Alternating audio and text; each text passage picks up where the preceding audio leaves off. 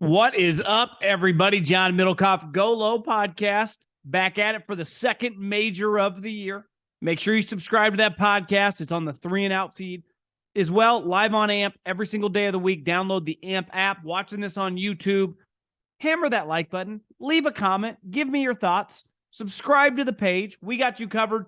NBA playoffs, NFL, obviously, and definitely the PGA Tour and all the majors and all the big tournaments. I'm here for you. So make sure you subscribe. A lot coming up this week. Second major of the year. So we will dive into it all off the top. But first, do you live in Southern California? Do you want to go to LACC? Do you want to go to a major? Do you want to go to a PGA golf tournament near you? Hell, do you want to go to a baseball game? Do you want to go to a concert? I got you covered. The official ticketing app of this podcast, GoLow, called Gametime. Go to your smartphone, download the Gametime app, and use the promo code GoLow, GOLOW, and get $20 off your first pair of tickets. So any event you want to go to, sporting event, concert, comedy show, Dave Chappelle, you never know when he'll pop up. Use the promo code GoLow with the Gametime app. Download that bad boy, official ticketing app of this podcast.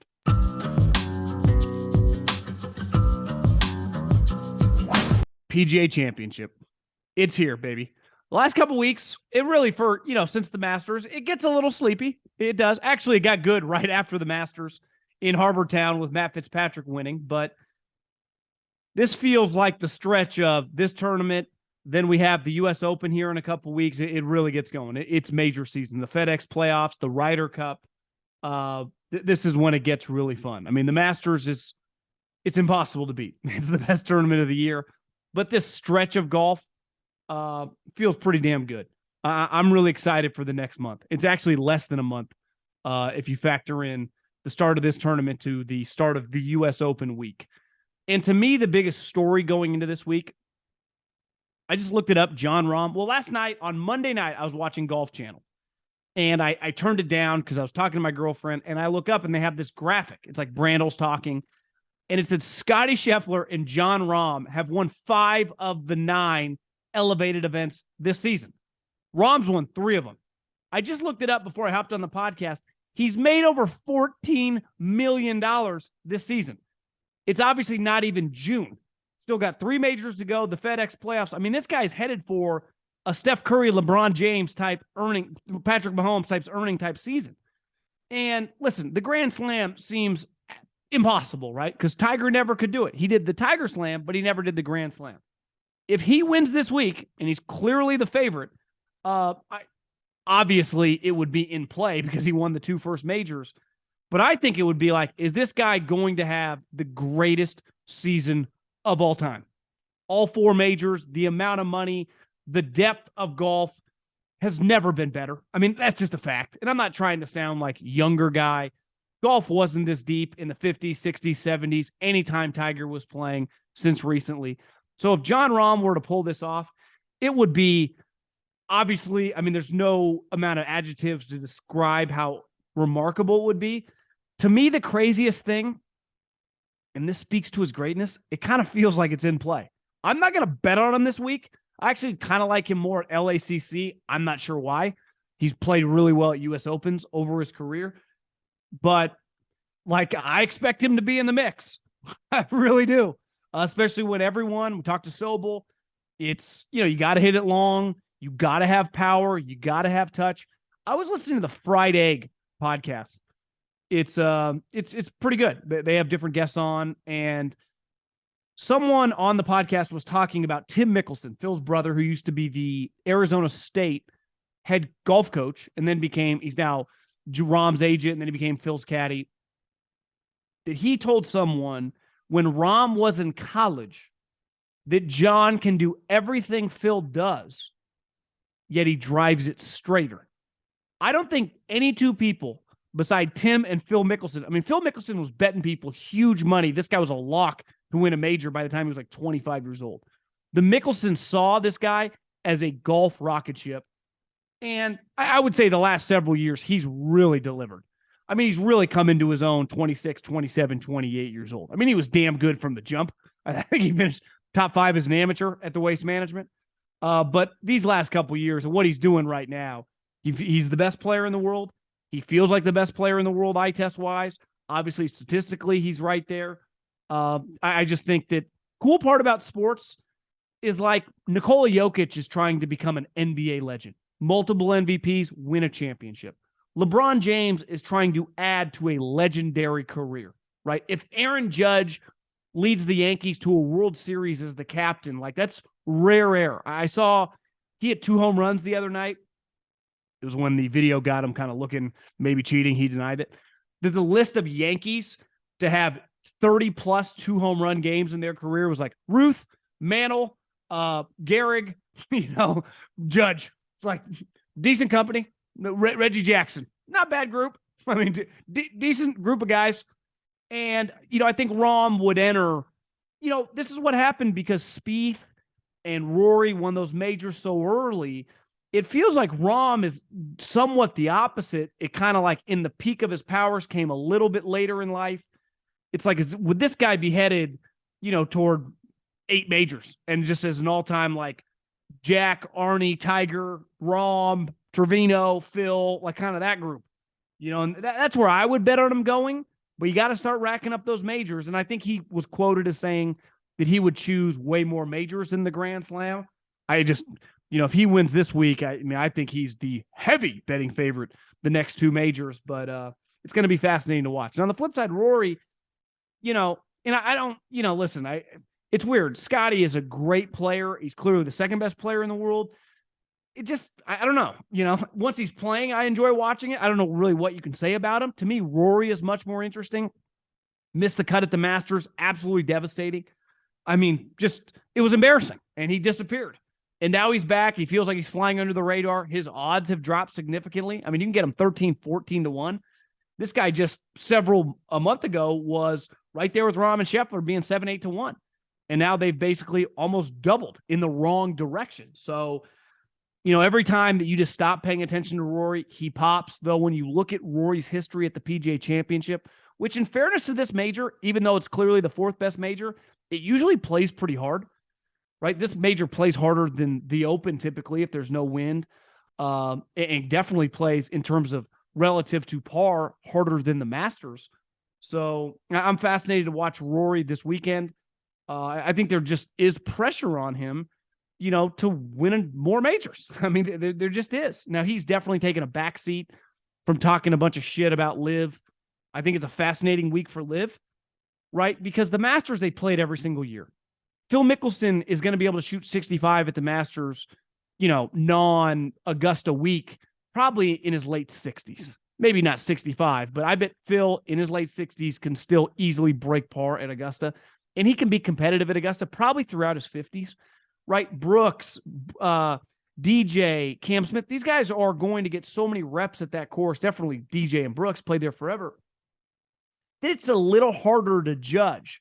I think these next 2 tournaments, this one at Oak Hill and then LACC, we'll see how equipped these guys are.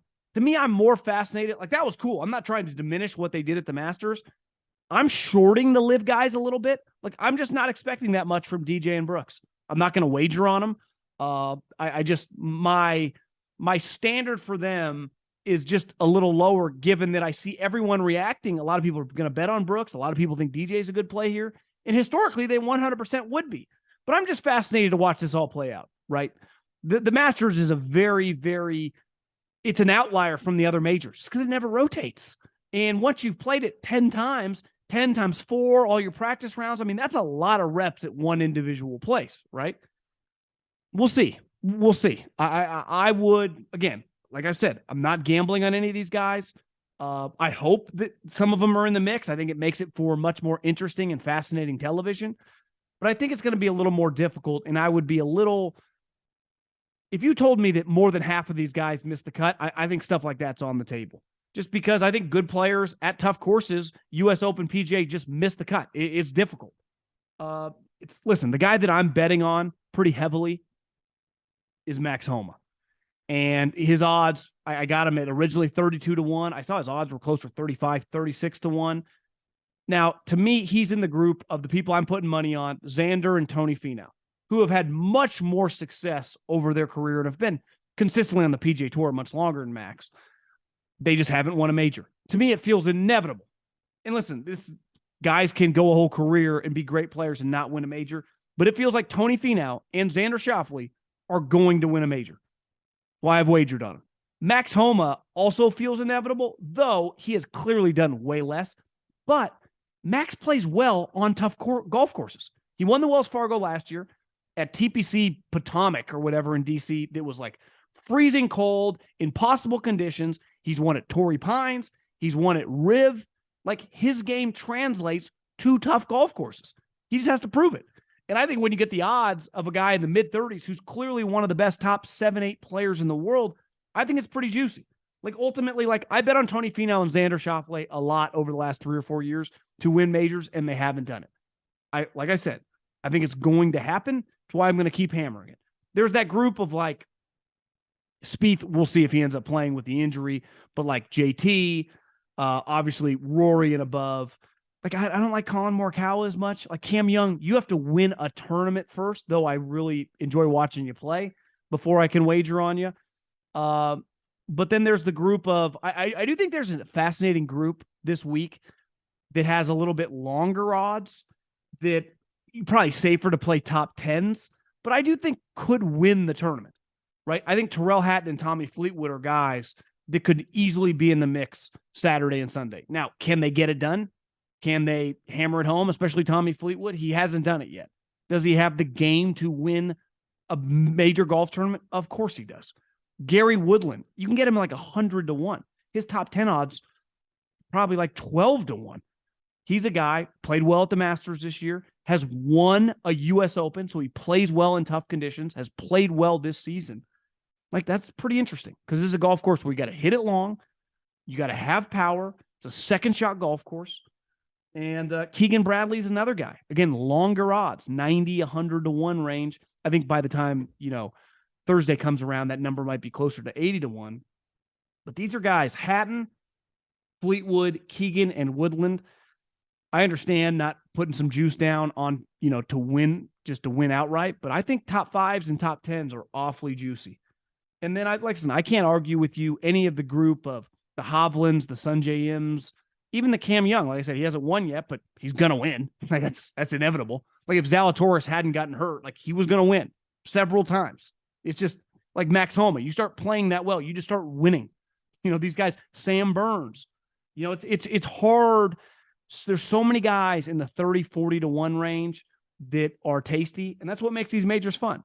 Can you go wrong putting all your money on Rahm or Scheffler or Rory? Like, I wouldn't call you an idiot. Rory feels a little bit, more fickle. If you just bet on Rahm every single major moving forward, that might be the right play. Hell, if he wins 2 of the 4 and you put $1,000 on him, I know you wouldn't put 1,000, but hell, I don't think it's that crazy, right? You just would have won 9 G's at the Masters. You'd win 7 G's in the next couple if he wins another. So even if you lost 1,000, you'd be up what? $15,000. So that actually might just be the smart play. And if he wins this tournament, I'm for sure betting the house on him to win at LACC. So I'm excited for this. I like watching guys play tough golf courses. I like it when it's hard to make birdies. I know these guys all complain about long par 3s. Like, I'm sorry, it's fun to watch. Like, I know that you can hit 160-yard 9-iron 3 feet. Like, I like watching you hit a 3-wood into the wind. Like, it's difficult. I know it sucks. It sucks for you. You're a great player. It would suck for all of us. But sometimes it's decent TV to watch. Just a one-off. And it really just happens a couple times a year, maybe the PGA and definitely the U.S. Open. Because LACC is going to be a lot like that. So a lot of guys will complain. I will celebrate it.